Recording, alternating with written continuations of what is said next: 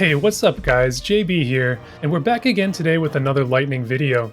And we have a battle here of two 100 cost Lightning Titans.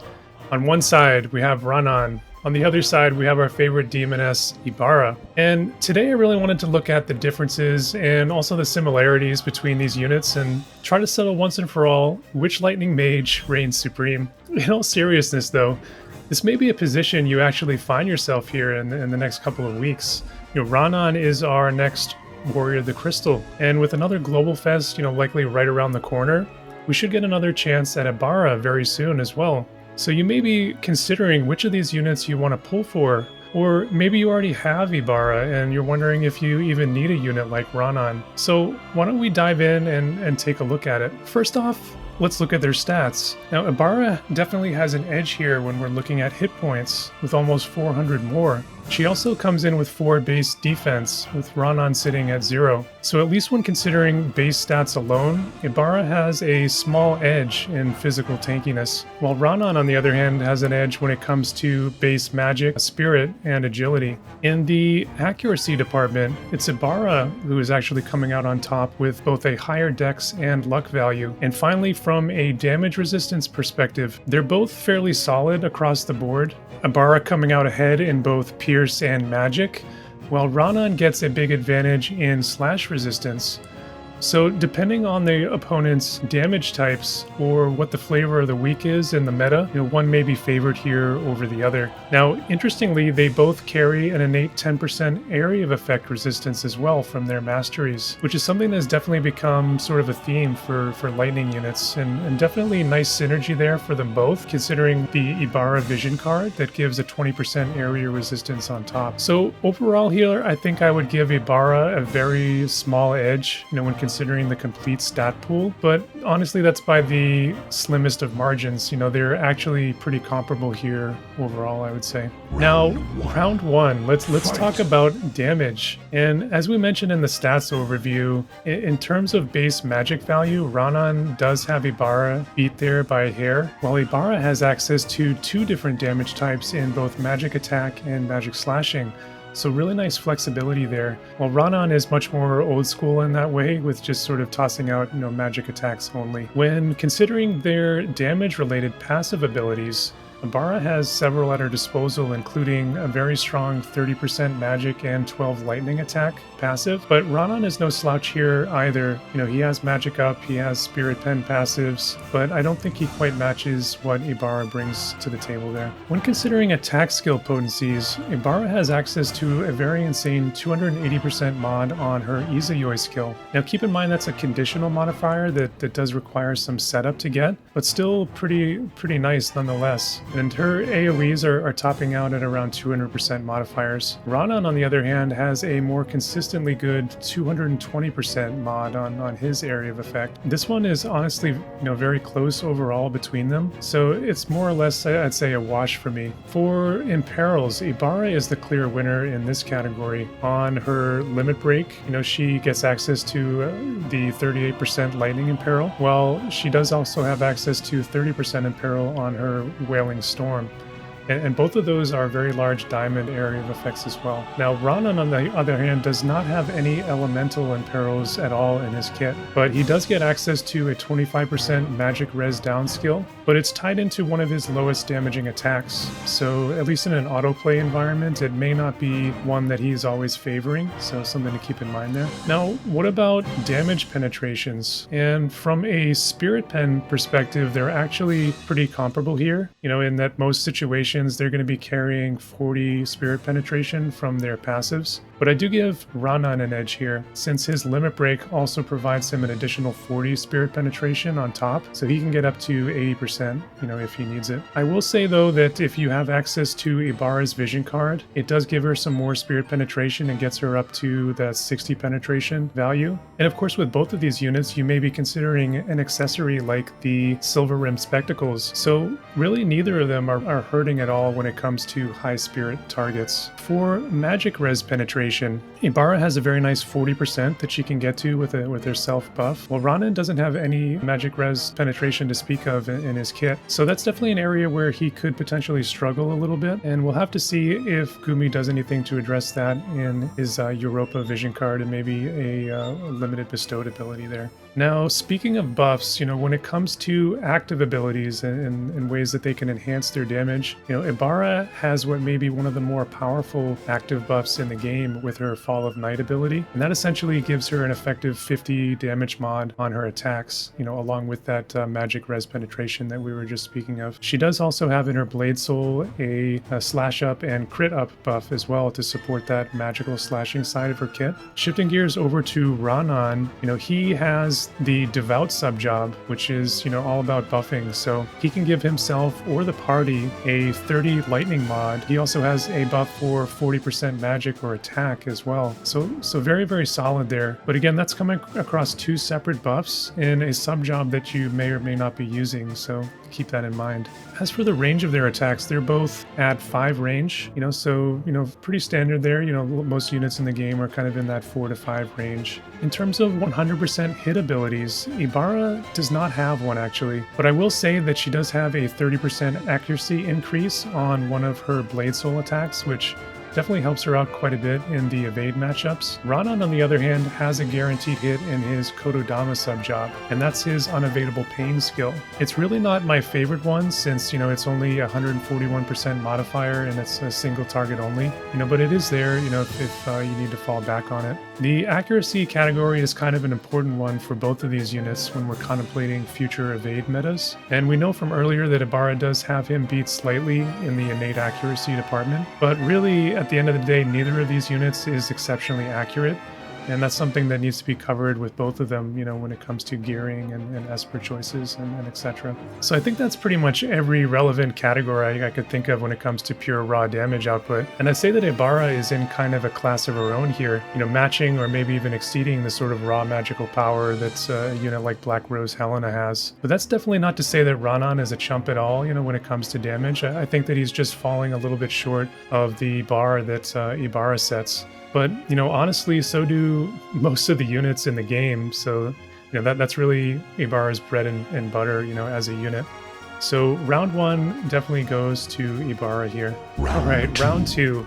Fight. And I've listed here some various utility that these units can bring on their different attack skills, and it really runs the gamut. I tried to parse down, just about everything that these units can do, and I think that there's maybe less gray area in this particular category, because they either have access to these things or they don't. I do have sort of one asterisk here when it comes to ailment infliction, and that's because Ibara does technically have access to a stun. It's just that it's on a TP ability and not one that I would see, gets a lot of use. While Ranan, on the other hand, does have a large area of effect Confuse, which is definitely a useful status, and that's actually present on his most potent, 220% mod ability. So something that he'll actually use quite often in practice, and, Confuse is not something that we've seen going around a lot in the meta, so something to potentially watch out for, in the future. Now, both of these units do have a fair amount of utility in their kits, so, and I think the split here is, fairly even between the two of them. I will say, though, that I do consider Ibara's Lightning Imperil to be a pretty key part, of what she brings to the team. I've just not listed it here on this particular breakdown because really that's more of what I would say is a pure raw damage related utility that we were discussing in the previous breakdown. At the end of the day, though, Ranan wins this matchup in my view, mostly on the back of having access to, what I would consider more relevant utility. He has that general barrier dispel. He has the ability to remove Immortal Spirit. That's another huge one, especially going up against the Light Cast in particular. He does also have the ability to dispel both Protect and Shell in a skill that he gets from his main job sub. And really that's something that we hadn't even seen in the game until recently with Luartha's EX. So that's definitely a unique and very useful, utility that he's able to bring to the group. So I do like that one a lot. On an interesting side note though here, I do think the overall utility packages, between these two units do complement each other very well. There's not really any overlap to speak of here, between what they bring. And I think that amounts to pretty nice synergy, if you were to actually pair them together. But all that said, round 2 is going to Ranan. Okay, round 3, and moving on to a more supportive side here. And this is going to be a pretty tough round for Ibara. She really has little to no support to speak of, in her kit. So the breakdown here, they both do have access to 50% of barriers. Ibara has her Saintly Wall ability, which is a physical only damage barrier, and that's in her Paladin sub. Ranan, on the other hand, has a 50% all damage barrier, and that's coming in his main job. On the healing front, Ibara has Saintly Healing also in that Paladin sub, and that usually can heal her maybe in the 3000 HP or so range, but it's a self-only skill, and in an auto sense it's not one that the AI will usually take advantage of. But Ranan, on the other hand, has that Devout sub job, and he has Law of Invigoration. It's an instant cast heal, and with his magic total he's going to be able to heal a pretty nice amount with that. It's something he can use on the team as well, so definitely a nice aspect for him. In terms of defense and spirit buffs, Ibara, again with that Paladin subjump, has the Sentinel ability. Again, it's a self-only skill. Ranan, on the other hand, has a quite impressive 35 spirit party buff that he can bring. And I believe this is actually the largest party spirit buff that I've seen in the game to date. On top of that spirit, it's also providing 20% missile resist on top of it. So definitely one of the better mitigation buffs that I can think of in recent memory, especially when we're considering all of the different magic scaled attacks that have been introduced into the game in the last several months. And particularly effective here at dampening units like Jaden and Fina, or even Moore and Salir's magical missile attacks that they have access to. Now Ranan, with that Devout subjob, also has a host of other party buffs that he can bring, including that agility and attack magic buff. So by any account, Ranan has a very fleshed out support side to him that is actually really strong. Definitely a one-sided battle here though, and a tough one for Ibara. When it comes to supporting the team, like I said earlier, she doesn't really have anything to offer, especially when putting her next to a unit like Ranan, who actually is quite capable in that respect. It's a very one-sided battle. So Ranan is taking round 3 here quite handily. All right, round 4, and this is the final round. And this is one that I'm calling X factors. And these are things that, may be easier to glance over or forget about, but actually, in my opinion, have a very significant overall impact when you add it all together. So first up, casting time. And Ranan is just completely outclassed in this particular category. Ibara has no casting time to speak of anywhere in her kit, while Ranan only has his Limit Break and his Job 25 available to him as instant cast. Now, within his mastery, he does get a casting time down, which does help him, but it's really no comparison here. When looking at mages, casting time is something that's often overlooked, I would say, but it does represent a big edge for Ibara here in being able to get that damage out instantly before the enemy even has a chance to act and potentially cancel the spell, or even kill you before that damage comes out. Another important factor here, as we move towards a post-Celis world, is that for any magical unit really, do they have access to non-reflectable damage? Celeste's runic ability that she's going to have has the potential to actually nullify magic skills that are susceptible to reflect rules in the game. Ibara importantly has access to magical slashing damage, which can't be reflected. Ranan, on the other hand, only has his Limit Break, which cannot be nulled by the runic ability. Very important thing to sort of keep in the back of your mind moving forward. And if you're wondering, you can actually see in the game client very easily if that skill is reflectable, and that's with this blue half moon icon that I've put up here in the slide. And that's actually something that you can also see on War of the Visions calc or lordofcalc.com as well. Alright, so moving on, in terms of starting AP, Ranan, being a pure mage, has access to that very nice 75% starting AP, while Ibara only has 50% starting AP. However, if you do have Ibara's vision card, she will have access to a very, very nice 60% acquired AP from that vision card and her mastery. So in actual practice, I would consider them, on similar footing there. For TMRs, Ibara's hairpin has a 1-turn 100% magic +1 move effect, while Ranan gives a 40% magic and haste effect for 3 turns. Honestly, I'd say these are both very good in their own way, but maybe not to the point where I would pull, specifically for their TMR.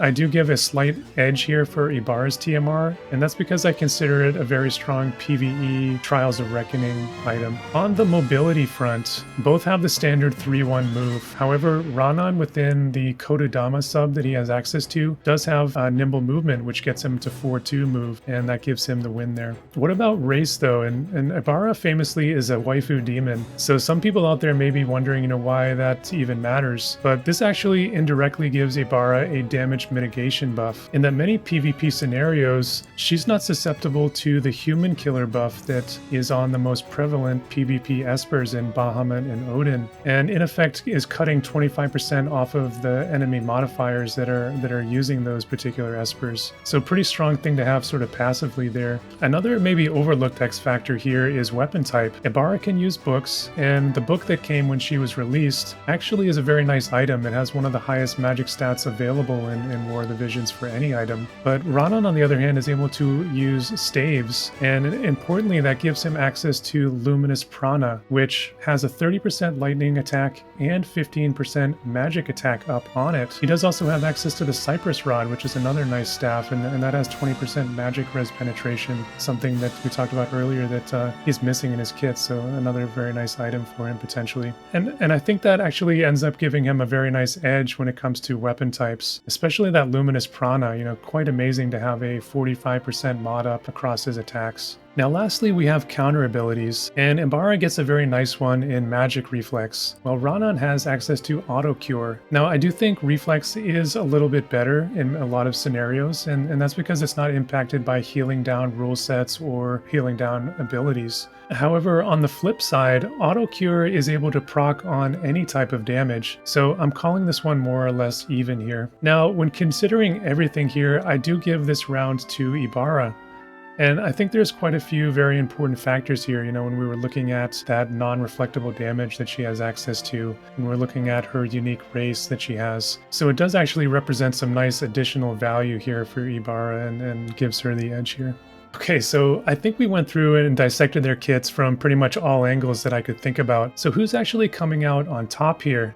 And it's a draw. I know that's pretty anticlimactic, but honestly, that's just how I feel about these units overall. I think they both have their uses, and they're both definitely worthy of their 100 cost tags. But at the end of the day, it really just depends on what you want or what you need for your team. Do you want the raw damage carrying potential of a unit like Ibara? Or do you want maybe more of a double threat, somebody who can do nice damage and also support you with a unit like Ranan? If you were envisioning slapping down, Celeste and Astoria with either of these two, I think Ibara has an edge there. Her instant cast abilities that she has, the magical slashing that we talked about. Or if you envision taking down Celeste and Astoria maybe with a Charlotte and Cloud, and you wanted a third unit that could maybe provide a little bit of support, also chip in with damage, I think Ranan would be perfect there and could be your man. Or maybe manual PvP is your game, and honestly, I give Ranan a slight edge there. He has great support as we've gone over, and better survivability, I think, than Ibara, which is important in a mode where tank hate is not factoring in. I also think of that 20% missile resistance and 35 spirit party buff that he has, and that's just a really, really nice anti-Elena, anti-Jaden skill, a very nice skill against Halloween Little Leela. All three of those units are very high picked in class match play as well, so I like that buff quite a lot. On the flip side though, for auto play, I'm not sure I can really see the AI taking full advantage and really harnessing the power of Ranan's devout sub job, and I think oftentimes just sort of walking forward and doing a ton of damage can often just win you a lot of matches when it comes to auto. So, choose what best works for the playstyles that you enjoy. On the other hand, maybe you're lucky enough that you're able to get both of these units, and in that case, congratulations. But I do think they actually complement each other very, very well. Their combined high damage outputs, their stacking in perils that they have, their large area of effect attacks that they have, that could form like a really dangerous 1-2 combination. As for me, I have Ibara already. but my plan is to take a flyer on Ranan. I did get really lucky recently with Setia and got her on just a single pull, so, you know, I'm going to maybe take a couple of rounds on the paid step up for Ranan and see how I do there. You know, we do have the Final Fantasy VI collaboration and potentially even a new global exclusive festival unit